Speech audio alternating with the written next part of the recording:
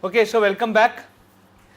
We are going to the session 17, which is memory segmentation, specifically from the privilege checking point of view. Now, let us again try to summarize what is the need to have this privilege level checking.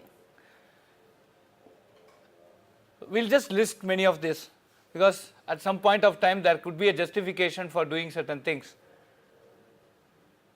One of the things is the users, it is to prevent several things. Number one, users from interfering with one another, or meaning the processes from interfering with one another, processes from examining some secure data, more importantly the program bugs from damaging other program. If one program fails, especially in a multi-user operating system, reliability is very, very important. So, how do we define reliability?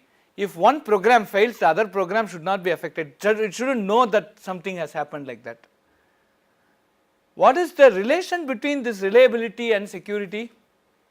When you look at security, there is confidentiality, integrity and availability. These three define security.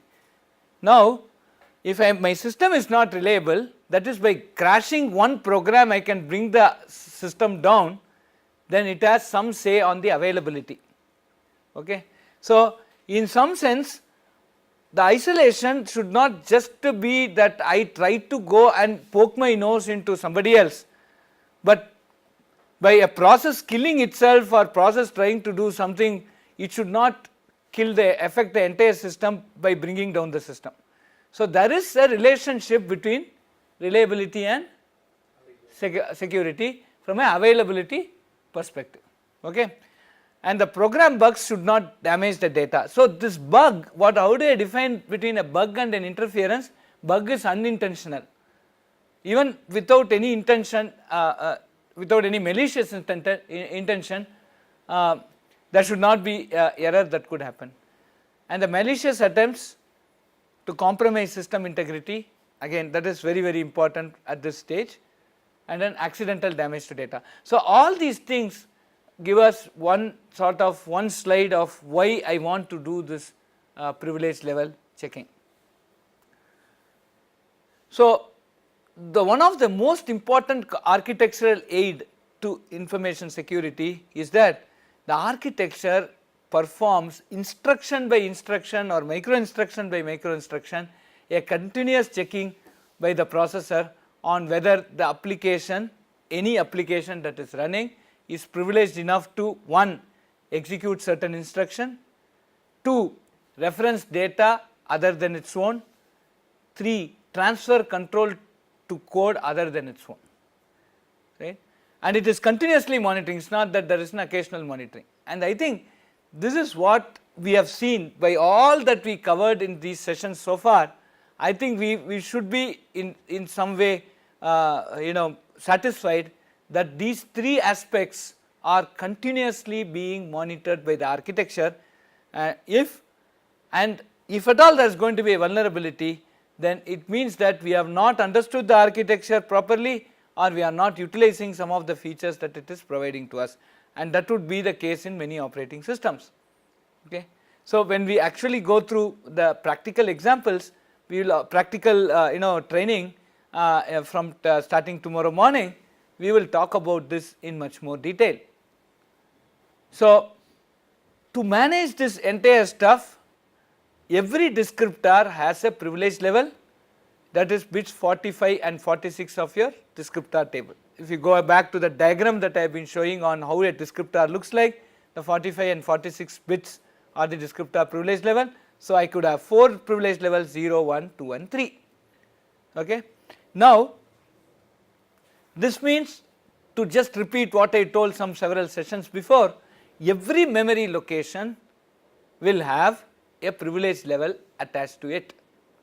So, by this setup that what we have discussed so far, I can go and mark every memory location saying this is the privilege for you, and so the code which has that privilege can go and touch it.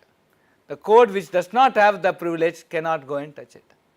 And then This privilege level as another type of variations that we see here is that even though I have a segment which is of privilege level 3, since it is not listed in my LDT or in the GDT, I will not be in a position to access that. It is not that if a segment is at privilege level 3, I can go and access it if I am a privilege level 3 code. I may not be in a position to access it if that segment does not figure in my GDT and LDT. So, this two level of protection is basically given for us to go and perform this isolation, and that is something that we need to understand and keep in mind. So, the privilege levels actually apply to entire segments.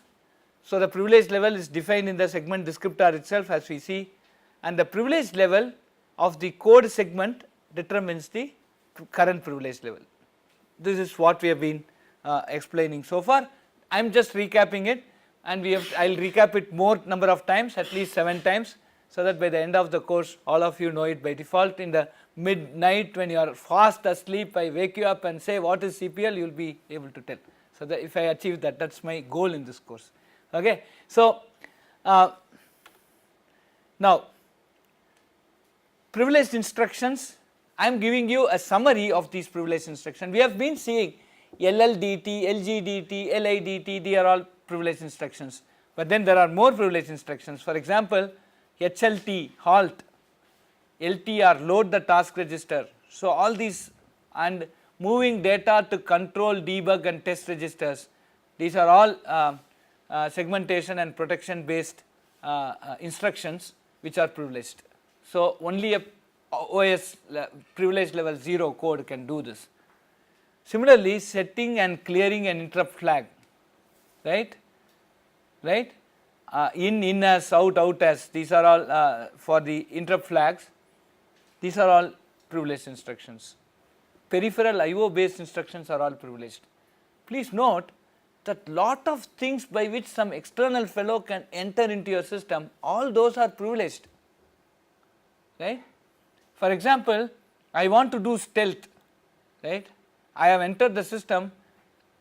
If I want to complete an action at that point of time, if an interrupt comes, I will be in problem, right, I cannot ensure stealth. So, what I do normally is I will disable interrupt and then enable after I finish the stealth, but I can be, how will I disable interrupt?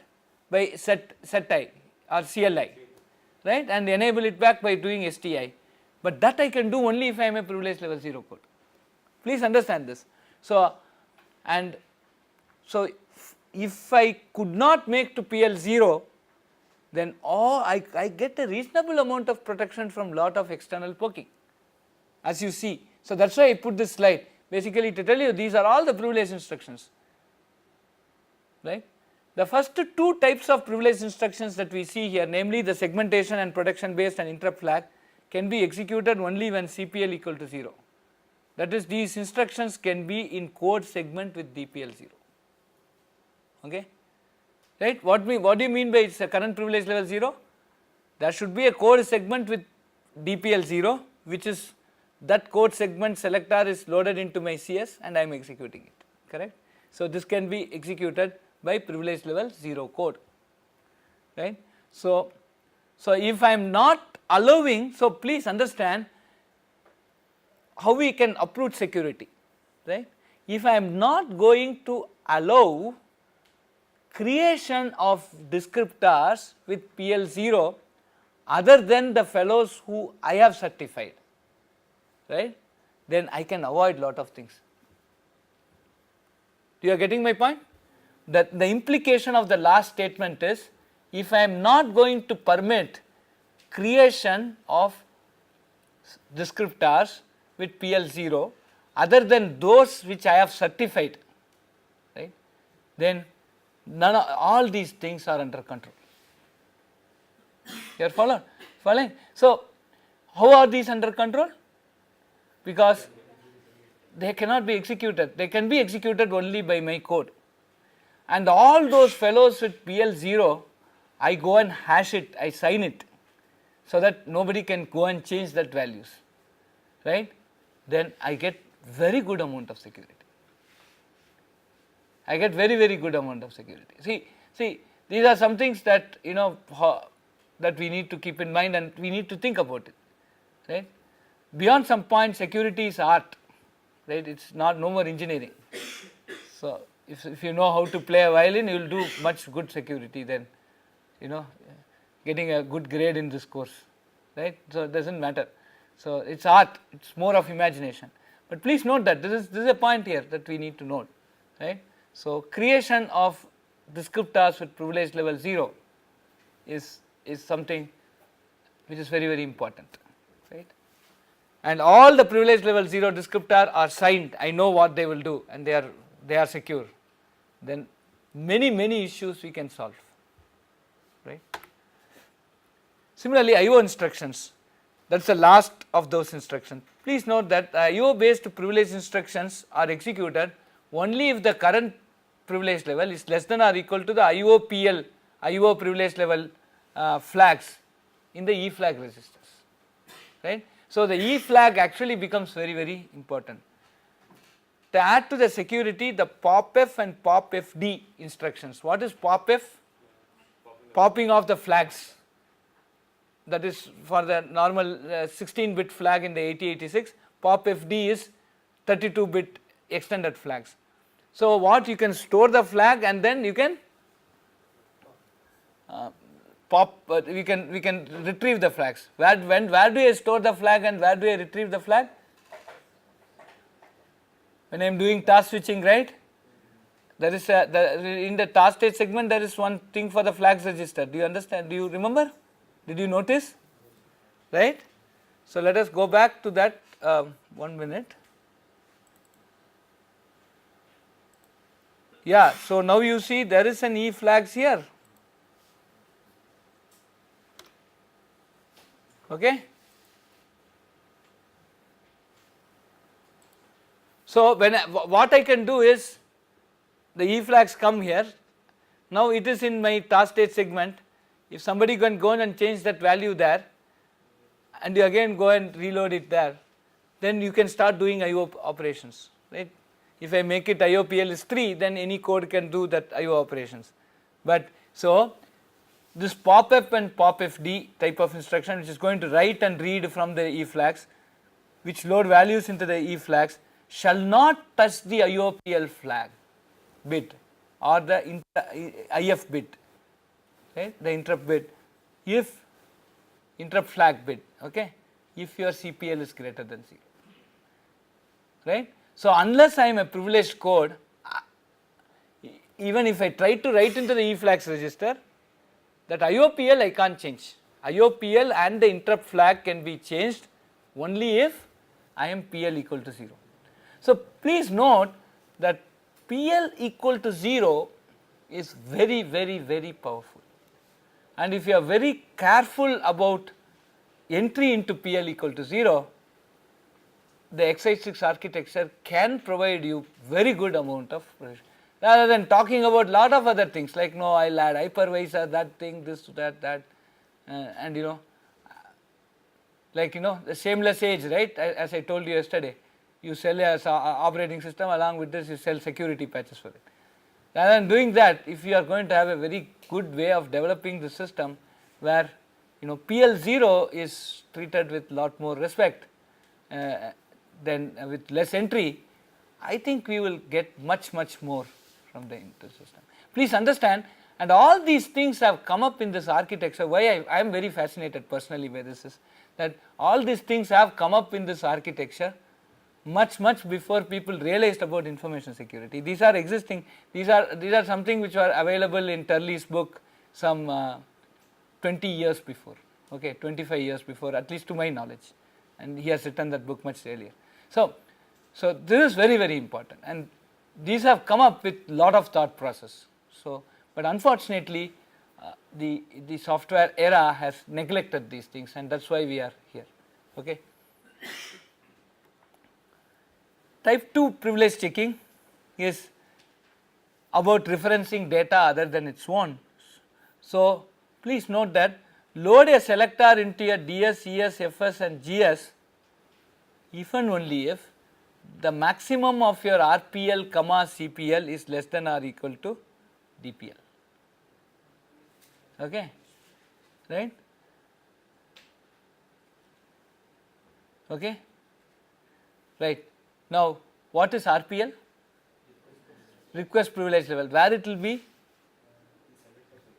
In the selector, when I am loading the selector, right, move ds comma something, right, I am loading the selector, right. So when I am loading the selector, the last 3 bits, one of the bit, the third bit will be the whether GDT or LDT, the remaining 2 will have a privilege level, and that privilege level will be what? Privilege level will be the RPL, okay. So what is that RPL? That is where you are using it here. Now please note that, please note this very interesting thing. I will load a selector into a DS, ES, FS and GS if and only if the maximum of the RPL comma your current privilege level should be less than or equal to DPL. Currently what we have seen so far in the previous things, if your CPL is less than or equal to your DPL, I can load. So if I am, my current privilege level is 2, I can load data 3, right, right. But what, by introduction of the RPL, what will happen? It will weaken my privilege level. I am privilege level 2, there is a data which is also data segment which is also privilege level 2, I can go and access it by whatever we have discussed so far. But if I make a request RPL with that RPL as 3, right, then what will happen? Max of RPL comma CPL will become 3, your DPL is 2, I will be stopped from accessing it, right. So RPL can actually weaken your privilege level, but if I decrease my RPL, it will not strengthen my privilege level because it is max. So I am privilege level 2, I want to go and look at privilege level 0 code, I can't put my RPL 0 and say try and go, because it will max of 0 comma 2 will be 2. So then why this confusion? Why should I decrease this RPL? Right? I leave it for today's night dream. Okay, so dream about it. But tomorrow I can tell you some good answers for this. We will discuss about that later. But please note that this is one check that comes here. Okay. And for stack, it is always I will load as descriptor into a stack only if my DPL is equal to CPL. It is not DPL to be greater than or equal to CPL. If I am current privilege level is 2, I will load a stack segment which is exactly privilege level 2. I could have a data segment which is privilege level 3, but stack I will use it exactly with privilege level 2, because this stack is going to be used by many.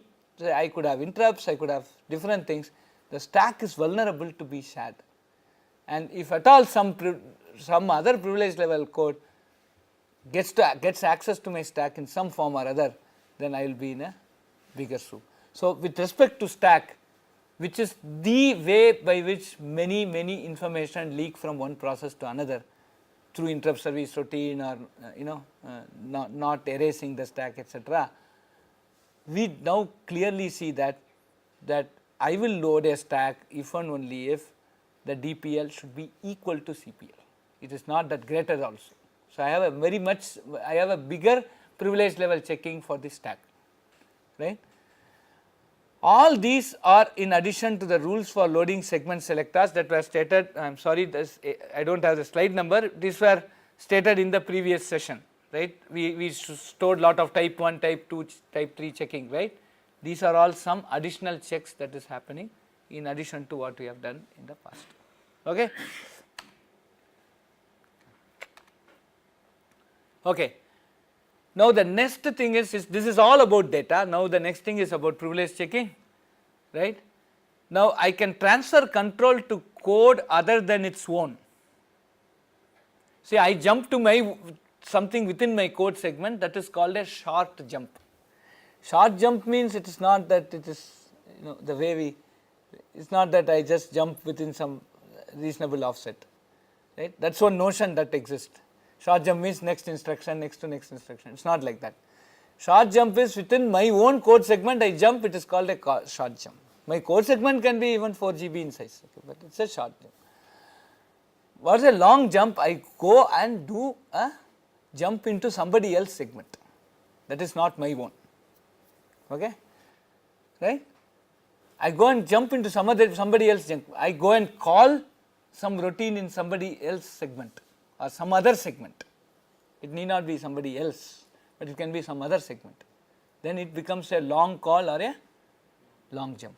Okay, that is how I am defining it, because there is utter confusion when you go through many of these books. Okay. So, I will define like this if you follow it for at least this course.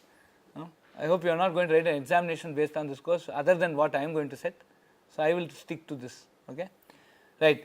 So, now when I jump across code segments with same DPL, I am DPL 3, you are also DPL 3. I jump from myself to my code segment to your code segment, then it is very easy. So, I put jump the selector of that code segment. You have a code segment, you will have a selector.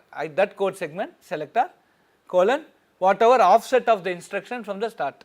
I may not always execute from the top, I will go and start from the middle of your string, right. So, I can do that. Similarly, because your code segment will be a collection of library functions, right. One such example you will see is in system calls, right. When you look at how the Linux is organized.